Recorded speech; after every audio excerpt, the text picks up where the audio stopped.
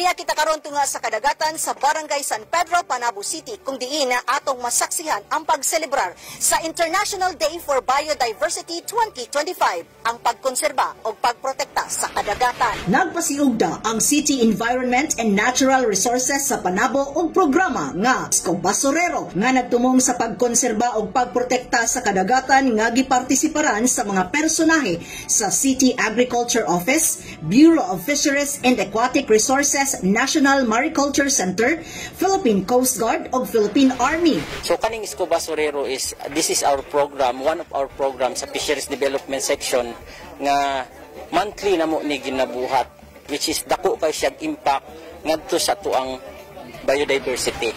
Matod pa ni Tapanan nga ang pagsalong nila sa ilalom maoy avenue nga makapukaw sa mga lumulupyo dapit sa dagat nga sila dili magpataka og labay sa ilang mga basura og nanawagan usab si Tapanan sa tanan nga katawhan nga ampingan ang kinaiyahan. Sa maong aktibidad, ubay-ubay ang nakuha nga mga basura sa ilalom sa dagat sa mga scuba divers o scuba surero nga adunay gilawon nga gibana-bana ang 20 feet.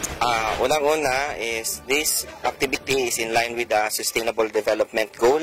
Kanipod nga in line is SDG 14, which is the life below water. In support with the activity international is kinanglanon jud nato pangitaan or hatagan nato og action ang matagosa para makuha jud nato sa mga causes sa ato environment nga makadaot niini. Labi na karon nga ato ang coral reef is one of the pillars sa ato ang food security, which is modjud na ang usa nato nga ginahatagan og pagtagad nga mahatagan pud sila og protection.